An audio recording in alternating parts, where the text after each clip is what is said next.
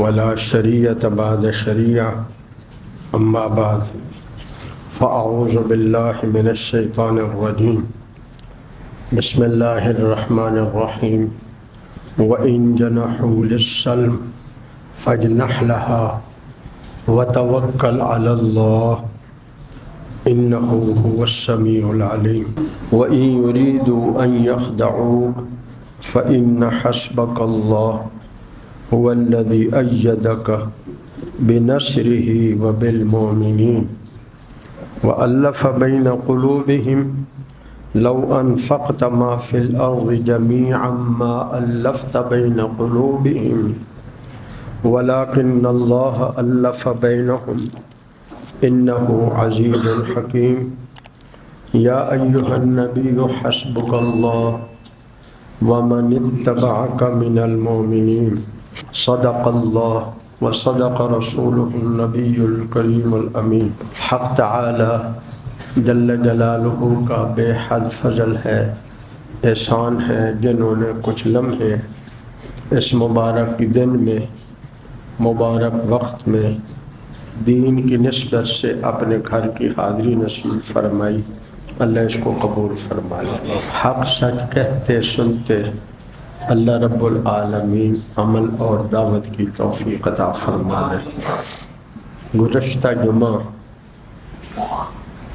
اور پیوستہ جمعہ ان مشکل حالات میں جب کفر کا مقابلہ ہو تو 5 اعمال، پھر اللہ پاک کے 5 انعامات کا ذکر ہوا، پھر 3 باتوں کا ذکر ہوا کہ آپ نے ان حالات میں تیاری کیا کرنی ہے، اور آپ جب کفر کے مقابلے میں مال خرچ کریں گے تو دل میں خیال آتا ہے کہ سارے پیسے تو اس میں لگ جائیں گے، ہماری معیشت کمزور ہو جائے گی، تو اللہ تعالیٰ نے اس پر بھی وعدہ فرما دیا۔ اب چوتھی بات اللہ رب العالمین سمجھا رہے ہیں، کفر سے تمہارا مقابلہ ہو جائے اور وہ مغلوب ہو جائے، وَإِن جَنَحُوا لِلسَّلْمِ، اب وہ تمہارے سے صلح کا مطالبہ کریں گے، اگر بہت مائل ہو جائیں صلح کی طرف تو پھر تم نے کیا کرنا ہے؟ صلح کر لینا۔ دنیا والے یہ کہتے ہیں جب بندہ مغلوب ہو گیا تو اب اس کو ختم کر دو، اسلام کہتا ہے ختم کرنا مقصد نہیں تھا، اسلام امن کا داعی ہے، اسلام سلامتی کا داعی ہے۔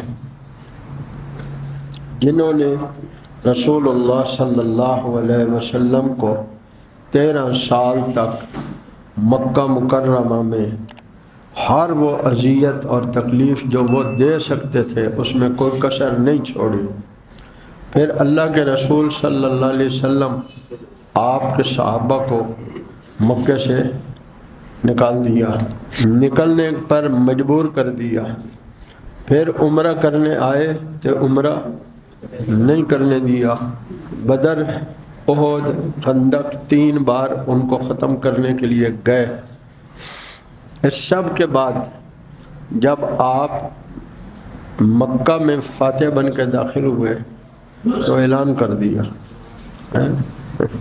فَاجْنَحْ لَهَا۔ دل میں خیال آتا ہے شاید وقتی طور پہ مودی کی طرح کوئی چال نہ کھیلنا چاہتا، خیال آتا ہے نا، یا کوئی چال کھیل رہا ہو وقتی طور پہ کہے سلو کر لیں، اللہ فرما رہے ہیں پھر بھی تم کر لو، پھر بھی تم کر لو، وَتَوَكَّلْ عَلَى اللَّهِ، اللہ پر بھروسہ رکھ۔ جو تمہیں خطرات درپیش ہیں، جو تمہیں خطرات درپیش ہیں، ان خطرات کو خاطر میں نہ لے آؤ، وَتَوَكَّلْ عَلَى اللَّهِ۔ آنے والے وقت میں تمہارے دل میں جو بھی خدشات ہیں اس کو چھوڑ دو۔ کیوں؟ پھر وہی بات کہوں گا، اسلام سلامتی سے ہے، وہ تم سے امن مانگ رہے ہیں، سلامتی مانگ رہے ہیں، اسلام کا تقاضا یہ ہے کہ پھر تم ان کو امن دے دو، اور اس خدشے کا بھی ازالہ فرما دیا کہ تمہارے دل میں خیال آئے گا کہ پھر یہ پہلے سے بھی مودی بڑا حملہ کرے گا۔ اللہ فرما رہے وتوکل علی اللہ۔ مکے والوں نے بھی یہی کیا تھا، حدیبیہ کی شروع کر لی اور 2 سال کے بعد حملہ کر دیا، لیکن وتوکل علی اللہ کا نتیجہ کیا نکلا؟ جب اس بدعہدی کی سزا میں نبی کریم صلی اللہ علیہ وسلم اپنے جان نثاروں کو لے کر مکے میں آئے تو ان کے سارے سردار ڈھیر ہو چکے تھے،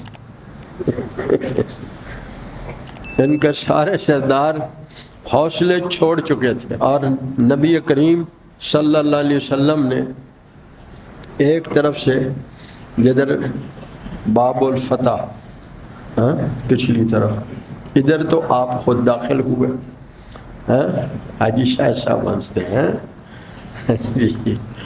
اور جو مسفلہ کا راستہ ہے ادھر سے حضرت خالد ابن ولید آئے، تو کسی نے جب دیکھا اسلامی لشکر کو تو انہوں نے کہا ہم تسلیم ہوتے ہیں، تو حضرت خالد میں غصہ تھا، انہیں 2-4 کو پھڑکا دیا۔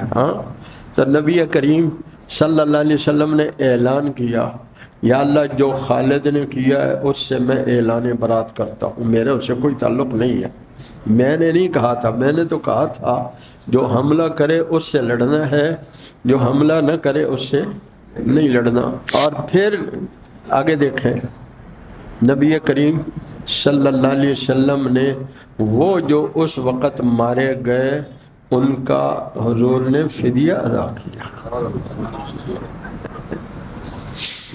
آج جو پوری دنیا میں یہود نصارہ اسلام کو دہشت گردی سے جوڑنے کے چکر میں ہیں، اور اب اللہ کے فضل سے ان کی اس غبارے سے ہوا نکل چکی ہے۔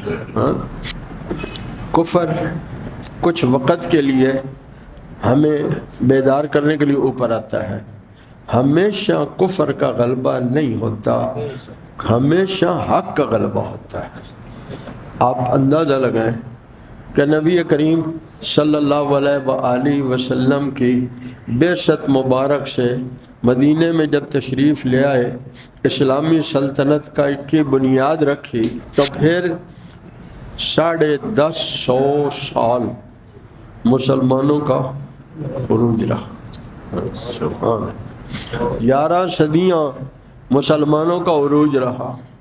اب 200-250 سال میں اگر یہ لوگ آگے آئے ہیں تو وہ سمجھ رہے ہیں بس ہم ہی غالب رہیں گے، ہم ہی غالب رہیں گے انشاءاللہ۔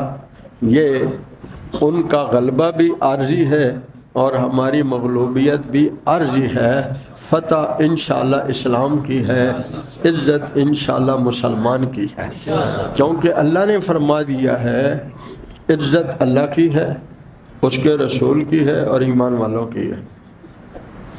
عزت اللہ کی ہے، اس کے رسول صلی اللہ علیہ وسلم کی ہے اور ایمان والوں کی ہے۔ لیکن آج ایمان والے بیچارے کفر کی عزت کر رہے ہیں، وہ کڑے بڑی عزت والے ہیں، تیرا رب کہتا ہے تو عزت والا ہے اور تو کہتا ہے کفر والے بڑی عزت والے ہیں۔ عزت والے کون ہیں؟ ایمان والے ہیں۔ عزت والے کون ہیں؟ ہاں، عزت والے ایمان والے ہیں۔ کیوں؟ توجہ کریں گے، ان کی نسبت عزت والوں سے ہے، ان کی نسبت عزت والوں سے ہے۔ عزت والے اللہ ہیں، اس کے رسول ہیں۔ ہمارے کلمے کے پہلے 2 جز یہی ہیں، ایک اللہ سے نسبت جوڑتا ہے، ایک رسول اللہ سے نسبت جوڑتا ہے۔ پھر رب العالمین سمجھا رہے ہیں وَتَوَكَّلْ عَلَى اللَّهِ، اللہ پر بھروسہ رکھو، إِنَّهُ هُوَ السَّمِيعُ الْعَلِيمُ، وہی سننے والے ہیں، وہی جاننے والے ہیں، وہی سننے والے ہیں، جو تم اور وہ کہہ رہے ہیں اس کو سن بھی رہے ہیں اور جو تمہارے دلوں میں خدشات اور ان کے دلوں میں کوئی بدعادی کا ارادہ ہے تو اللہ اس کو جانتے بھی ہیں، یہ نہ سمجھے کہ رب کو پتہ نہیں ہے۔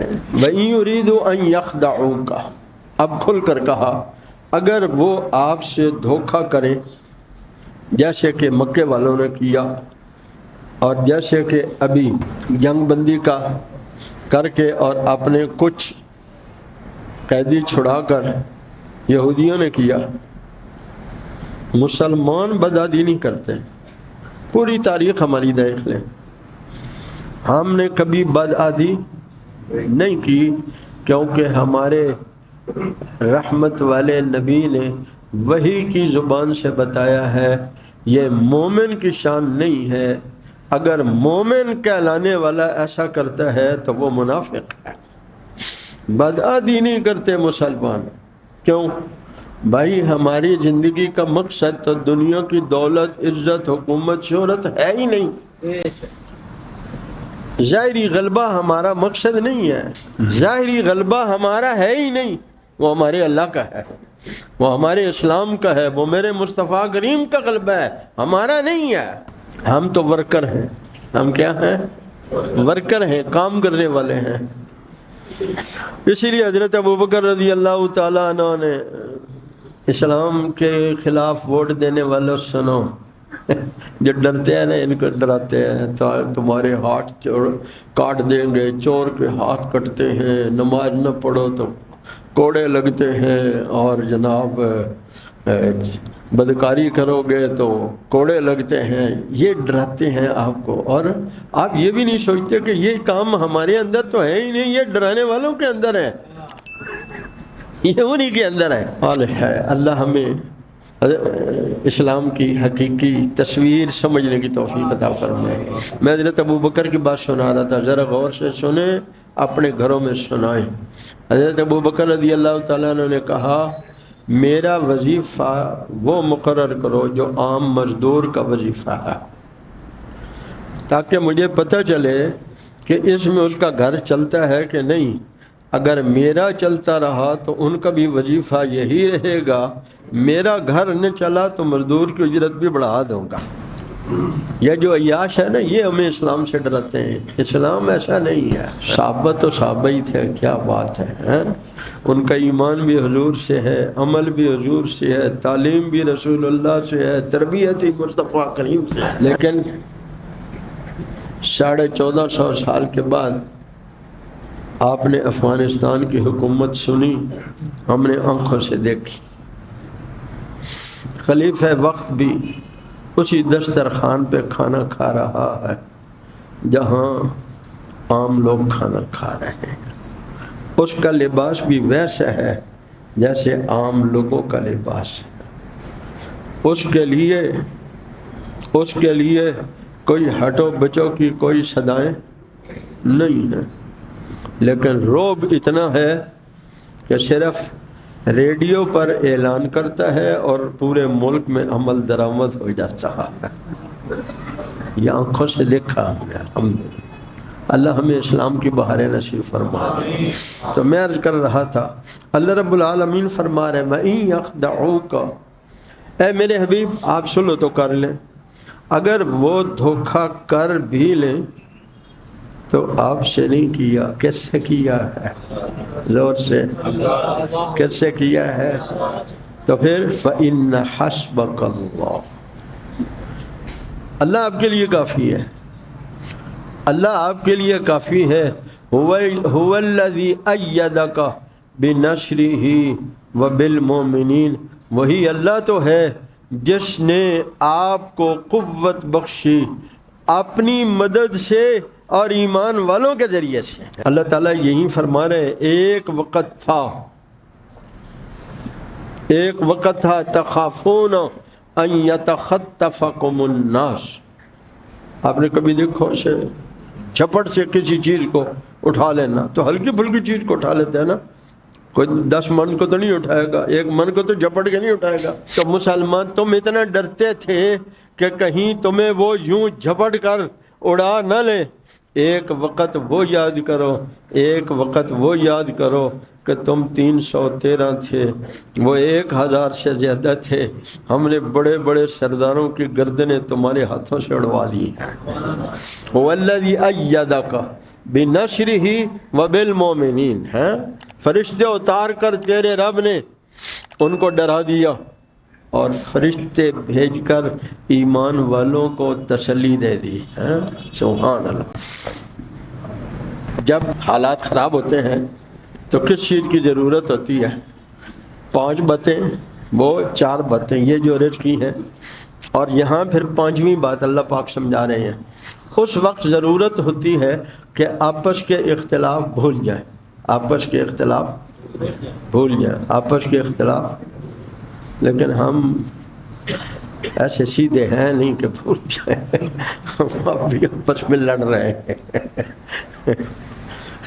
پھر بھی اللہ کا شکر ہے، یا نیچے والے لڑ رہے ہیں، اوپر کی جماعتوں کے بڑے لوگ وہ سارے اور قومی ادارے حکومت سب الحمدللہ کفر کے مقابلے میں ایک پیج پر ہیں، یا نیچے والے لڑائی کرتے رہتے ہیں۔ ان کے چونکہ اور کوئی کام نہیں ہے تو یہ بیچارے فیس بک پہ بیٹھ کے لڑائی کریں گے، باہر نکل کے لڑائی کریں گے۔ اللہ رب العالمین تو سمجھا رہے ہیں میرے حبیب، ایک طرف یہ کفر کا خوف، یہ حالات، اور دوسری طرف ہم نے کیا کیا؟ پہلے یہی لوگ تھے اوس اور خزرج جن میں لڑائیاں ختم نہیں ہوتی تھی، صدیوں سے پانی پلانے پر لڑائیاں ہو جاتی تھی۔ تمہارا بندہ کیوں جیت گیا اس پر لڑائی ہو جاتی تھی، گھوڑ سواری میں تمہارا بندہ کیوں آگے بڑھ گیا اس پر لڑائی ہو جاتی۔ اللہ فرما رہے ہیں وَأَلَّفَ بَيْنَ قُلُوبِهِمْ۔ میرے حبیب ذرا یاد تو کریں، ایک وہ حال ہے کہ ایک دوسرے کی عزت برداشت نہیں ہے، ایک یہ حال ہے کہ ایک دوسرے کی عزت کر رہے ہیں۔ ایک وہ حال ہے ایک دوسرے کی عزت برداشت نہیں، ایک یہ حال ہے کہ ایک دوسرے کی عزت کر بھی رہے ہیں اور بیان بھی کر رہے ہیں۔ ایک دوسرے کی عزت کر رہے ہیں، ایک دوسرے کی عزت بیان کر رہے ہیں۔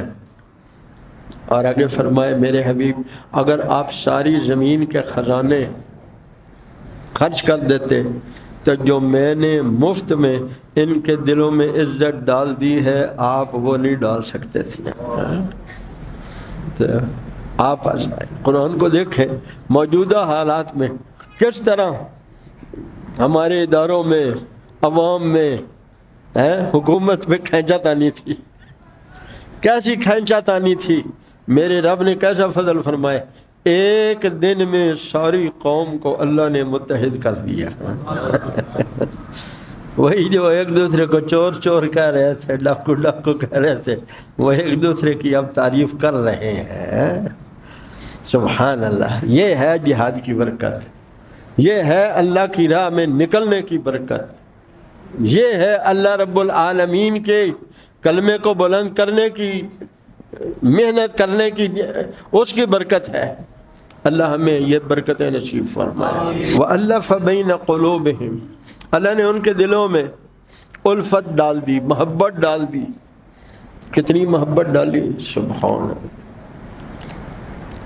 کتنی محبت ڈالی۔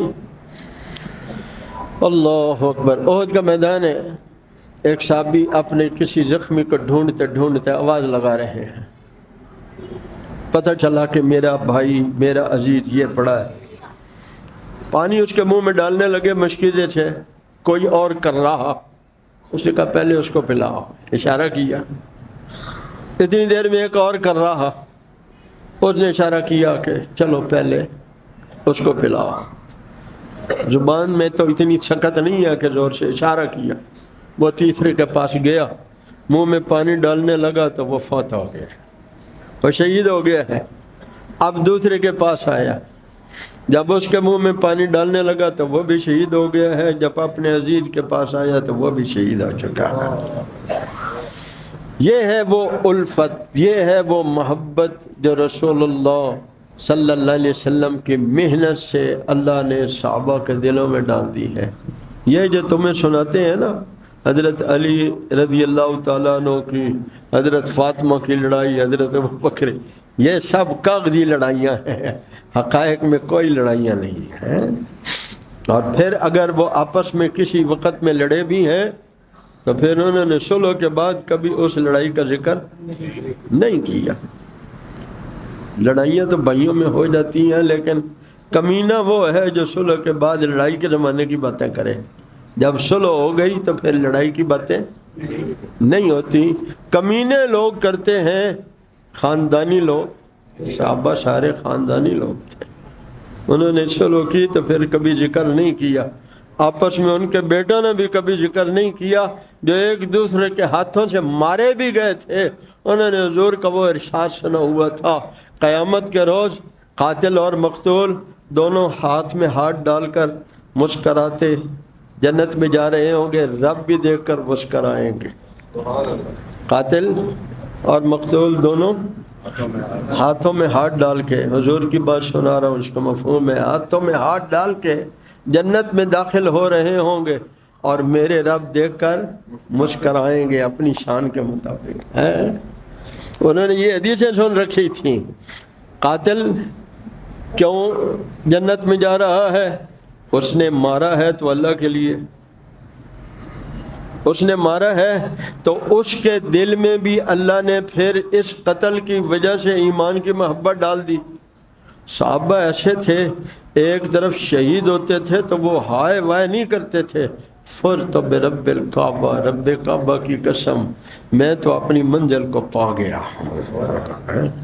آج وہ یاد تازہ فلسطین والے کر رہے ہیں، سبحان اللہ۔ چھوٹے چھوٹے بچوں کے کیا عزائم ہیں۔ میں رات گھر والوں کے ایک دیکھ کے سنا رہا تھا کہ بچوں کو کیوں مارا ہے، وہ ان بچوں کے عزائم دیکھتا ہے، یہودی ان بچوں کے عزائم دیکھتا ہے۔ اتنا بچہ، جب اس کا یہ عزم ہے تو اس کا مطلب ہے یہ بچہ نہیں ہے، یہ بچہ بھی مجاہد ہے، یہ بچہ بھی مجاہد ہے، اس لیے وہ بچوں کو مارتا ہے۔ آئے ہائے، میرے حبیب صلی اللہ علیہ وسلم کو اللہ نے فرمایا لو انفقت ما فی الارض جمیعا، ساری زمین میں جو خزانے ہیں نا وہ اگر آپ خرچ کر دیں تو جو محبت میں نے ڈالی ہے آپ نہیں ڈال سکتے۔ ولیکن اللہ الف بینہم انہ عزیز حکیم۔ وہاں کیا تھا؟ وہاں کہا تھا سمیع علیم، یہاں کہا عزیز حکیم ہے، عزیز حکیم۔ کیوں؟ دھوکے کے بعد کی بات تھی، اس لیے کہا اگر دھوکہ کر دے تو غالب وہ نہیں ہوں گے، غالب کون ہے؟ اللہ ہے۔ اور اگر کہیں تمہیں نقصان ہو جاتا ہے تو اس میں بھی اللہ کی کوئی حکمت ہوتی ہے، اس میں بھی اللہ کی کوئی حکمت ہوتی ہے۔ یا ایہا النبی، سبحان اللہ، سارا قرآن اٹھاؤ، اللہ نے میرے نبی صلی اللہ علیہ وسلم کو کہیں بھی نام سے نہیں پکارا، نام سے نہیں پکارا۔ آج مسلمان حضور کا نام لے کر لکھ دیتا ہے، اللہ نے نہیں پکارا۔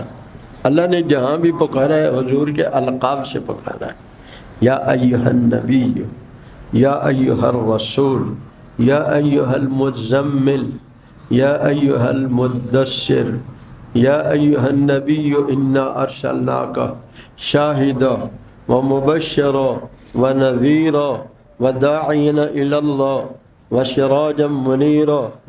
اللہ نے القاب سے پکارا ہے۔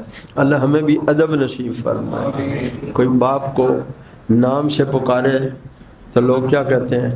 بے ادب ہے، اور حضور کے نام سے پکارے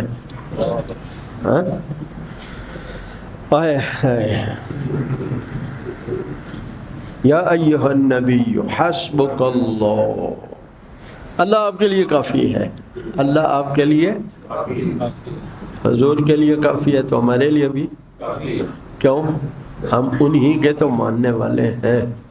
میں بار بار کہتا ہوں میرے پیارو، یہ نہ دیکھو ہم میں عیب کتنے ہیں، اس سے توبہ ضرور کرو، پر پریشان ہونے کی بات نہیں ہے۔ ہماری نسبت کتنی بڑی ہے، یہ دیکھو ہماری اللہ نے نسبت کتنی بڑی رکھی ہے۔ ساری امتیں اپنے اپنے نبیوں کے ساتھ ہوں گی، اور ہم سید الانبیاء خاتم الانبیاء صلی اللہ علیہ وسلم کے ساتھ ہوں گے۔ یا ایھا النبی حسبک اللہ، اے میرے نبی، یا ایھا النبی، کیا پیار کا جملہ ہے، جیسے نا ہمیں لگے یا ایھا الذین آمنوا، اے ایمان والا، یا ایھا النبی حسبک اللہ، اللہ آپ کے لیے کافی ہے، ومن اتبعک من المؤمنین، ومن اتبعک من المؤمنین۔ توجہ کریں گے، ایک نقطہ سمجھانا چاہتا ہوں۔ کب ضرورت ہے اللہ کی کفایت کی؟ ہاں، جب کوئی مشکل پیش آتی ہے، ایسا ہی ہے نا۔ معاملات میں تو ہم دعا بھی نہیں کرتے، پڑھتے ہیں دعائیں۔ جس دن پیٹ میں درد ہو اس دن دعا نکلتی ہے، جس دن بخار چڑھ جائے ٹھکا کے اس دن دعا نکلتی ہے، جس دن کوئی پریشانی ہو دعا اس دن ہوتی ہے، ایسا ہی ہے نا۔ اللہ اکبر۔ اللہ رب العالمین سمجھا رہے ہیں آپ کے لیے بھی اللہ کافی ہیں، اور مشکل پیش آئے گی جب آپ کے ایمان والوں کو دروازہ کھٹکھٹانا ان کا کام ہے، کافی ہو جانا میرا کام ہے۔ دروازہ تو کھٹکھٹائیں، ہم دعائیں پڑھتے ہیں، مانگتے نہیں ہیں۔ مانگنے پر، دعا پڑھنے پر ثواب ملتا ہے، دعا مانگنے پر مدعا ملتا ہے۔ دعا پڑھنے سے ثواب ملتا ہے، دعا مانگنے سے مدعا، مقصد طلب جس چیز کی ہے مطلوب ملتا ہے۔ اور وہ دعا جو اللہ کی محبت کی ہو، وہ دعا جو رسول اللہ صلی اللہ علیہ وسلم کی محبت و اطاعت کی ہو، وہ دعا جو اللہ اس کے رسول کو خوش کرنے کے لیے ہو، وہ دعا تو ہمیشہ قبول ہوتی ہے۔ دنیا کی چیزوں میں کبھی اللہ وہی دے دیتے ہیں، کبھی وہ نہیں تو کوئی اور دے دیتے ہیں، یا کچھ اور نہ ملے تو کوئی آنے والی مصیبت ٹال دیتے ہیں، اور یہ بھی نہ ہو تو پھر ذخیرہ آخرت بنا دیتے ہیں۔ یا ایھا النبی حسبک اللہ ومن اتبعک، توجہ کریں گے، ومن اتبعک من المؤمنین، مومنوں میں جو آپ کے پیروکار ہیں ان کے لیے بھی اللہ، زور سے، اللہ کافی ہے، ایمان والوں کے لیے بھی۔ آپ کے لیے علیحدہ کیوں کہا، ہمارے لیے علیحدہ کیوں کہا، یہ بھی سمجھ لو۔ پیغمبر کو تو اللہ نے ضمانت دے رکھی ہے، پیغمبر علیہ الصلوۃ والسلام کو تو اللہ نے ضمانت دے رکھی ہے، کیونکہ وہاں اللہ اور رسول اللہ میں کوئی فاصلہ نہیں ہے۔ یہاں گناہوں سے فاصلہ ہو جاتا ہے نا، پھر منا لیتے ہیں، پھر منا لیتے ہیں۔ نیت کرو کہ ہم کبھی خطا ہو جائے تو اپنے روٹھے رب کو ضرور منا لیا کریں گے، زور سے انشاءاللہ کہو۔ ابھی بھی سب نیت کرو، ہم ایک بار پکی توبہ کریں گے انشاءاللہ، اور اپنے اللہ کو منائیں گے، پکی توبہ کر کے اپنے اللہ کو منائیں گے۔ اور میرے رب جب خوش ہو جاتے ہیں تو اتبعک من المؤمنین، میرے پیارے آپ کے لیے بھی کافی ہوں، تیرے پیاروں کے لیے بھی کافی ہوں، آپ کے لیے بھی کافی ہوں، اور آپ کے پیاروں کے لیے بھی کافی ہوں۔ ایمان والے حضور کے پیارے ہیں، ایمان والے حضور کے کیسے ہیں بتاؤں؟ اور تو بہت ساری باتیں آپ کو میں بتاتے رہتا ہوں۔ آج کی اس مہینے کی نسبت سے میرے حبیب صلی اللہ علیہ وسلم، ایک طرف آپ نے سنا ہوگا آپ نے پیٹ پہ پتھر باندھے ہوئے تھے، آپ نے سنا کہ آپ کے 9 گھروں میں پانی کے سوا کچھ نہیں تھا، آپ نے سنا ہوگا پیغمبر بوریے کے بستر پر لیٹے ہوئے ہیں، بوریے کے بستر پر، اور اس بستر سے اٹھتے ہیں تو آپ کے جسم پر اس بوریے کا پرنٹ ہوتا ہے۔ ایک وقت وہ ہے جب آپ مسجد میں بھوک کی وجہ سے نڈھال ہیں، حضرت ابو بکر بھی آ جاتے ہیں، وہ بھی بھوک کے سے نڈھال ہیں، حضرت عمر آتے ہیں، وہ بھی بھوک سے نڈھال ہیں۔ پیغمبر جب جا کے حضرت ایوب کے گھر میں کھانا کھانے لگتے ہیں تو ایک بوٹی روٹی پر رکھ کے دیتے ہیں، جاؤ فاطمہ کے دے آؤ، اس نے بھی 3 دن سے کوئی چیز کھانے والی نہیں کھائی ہے۔ ایک طرف یہ حالات ہیں اور ایک طرف پیغمبر 2 قربانیاں تیار کر رہے ہیں، اور کیا کہہ رہے ہیں؟ ایک میری طرف سے ہے، ایک میری امت کی طرف سے ہے، ایک میری طرف سے ہے، ایک میری امت کی طرف سے ہے۔ الحمدللہ محنت کرتے کرتے آج اللہ کا شکر ہے ہمارے سینکڑوں ساتھی ایسے ہیں جو حضور کی طرف سے بھی قربانی دیتے ہیں۔ آپ اگر قربانیاں دیتے ہیں تو میرے ایک ساتھی ہیں بڑے کھاتے پیتے، میں نے کہا جی صاحب کتنی قربانیاں؟ کہتا بس 6 بندے ہیں ہم، 6 قربانیاں۔ میں نے کہا بس تمہارا گھر یہیں ختم ہو گیا، تیری ماں کوئی نہیں تھی، باپ کوئی نہیں تھا۔ ہنسنے لگا، کہتا اچھا ماں باپ کی طرف سے بھی دیتے ہیں؟ میں نے کہا کبھی ماں باپ سے پوچھو اولاد کی طرف دیتے ہیں کہ نہیں دیتے ہیں؟ آج تو پوچھتا ہے ماں باپ کی طرف سے بھی دیتے ہیں۔ میں نے کہا اللہ نے تمہیں اتنا مال دیا، کبھی سوچا حضور کی طرف سے بھی قربانی؟ کہتا اچھا وہ بھی ہوتی ہے۔ میں نے کہا تو اب پوچھتا ہے کروڑوں کا مالک ہو کر حضور کی طرف سے ہوتی ہے؟ حضور تو پیٹ پہ پتھر باندھ کر امت کی طرف سے قربانی دے رہے ہیں، پیغمبر تو پیٹ کے پتھر باندھ کے تیری طرف سے قربانی دے رہے ہیں، تو پوچھتا ہے نبی کی طرف سے بھی قربانی آتی ہے؟ یہ وہ ون سائیڈڈ تعلق ہے، ادھر سے ہے ادھر سے دعوے ہیں، تعلق نہیں ہے، پوچھتا نہیں ہے۔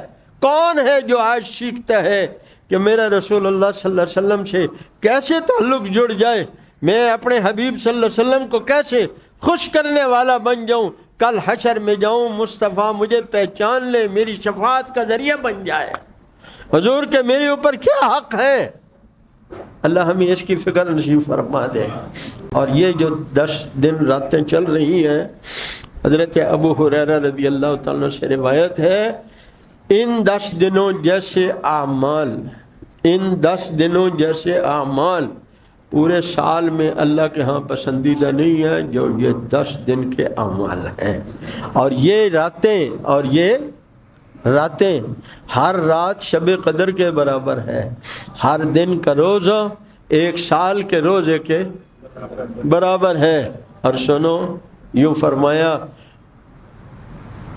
جو 9 ذی الحجہ کا روزہ ہے مجھے امید ہے، حضور کی بات سنا رہا ہوں، ذرا غور سے دل کی کھڑکیاں کھولو۔ 9 ذی الحجہ کا روزہ مجھے امید ہے اللہ اس کے بدلے میں 1 سال پچھلے 1 سال اگلے گناہ بھی معاف کر دیں گے، اگلے بھی معاف کر دیں گے۔ لیکن یہ امت ہی ہے جس کو حضور کی باتوں پر وہ یقین نہیں آتا، جس یقین کی ضرورت ہے۔ اللہ ہمیں وہ یقین نصیب فرما دے۔